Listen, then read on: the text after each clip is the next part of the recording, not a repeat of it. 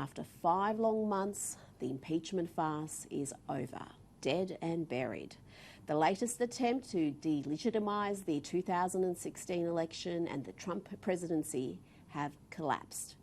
Maybe now the Democrats and their media cheerleaders will learn that conspiracy theories, partisan plots and wishful thinking are no substitute for evidence, no matter how desperately you want it to be.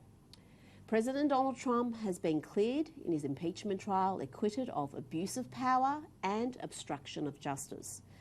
But the impeachment circus will have a lasting impact on the 2020 presidential race, just not in the way the Democrats intended.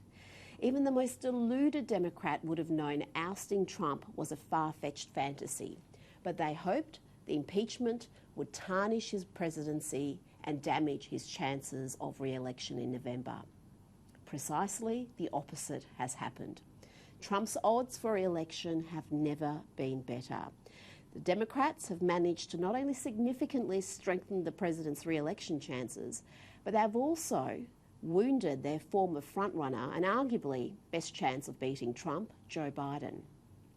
Hours before Trump's rousing State of the Union address, the latest Gallup poll was released, showing Trump has the highest economic approval rating of any president in the last 20 years.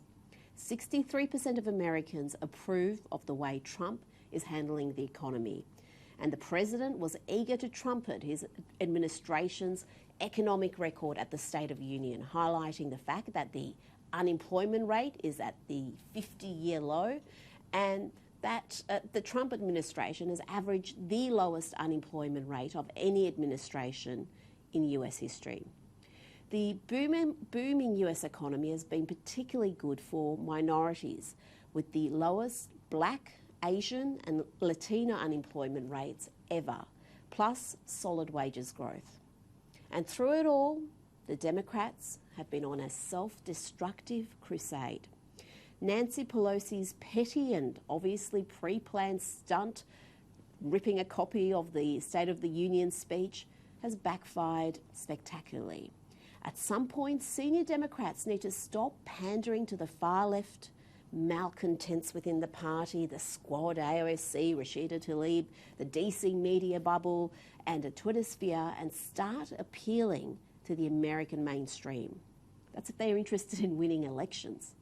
The greatest gift the Democrats have given Trump via their efforts to impeach him has been to re-energise his supporters like never before. Donations are pouring in and supporters are turning up to rallies and registering to vote. Impeachment has been an even bigger rallying call for the Republicans than the Russian collusion hoax and the disgraceful treatment of Supreme Court Justice Brett Kavanaugh. For 3 years, the Democrats have been in the midst of a reality-denying, anti-democratic tantrum, instead of formulating sensible policies that appeal to swinging voters, those voters who supported Obama twice before switching their vote to Trump.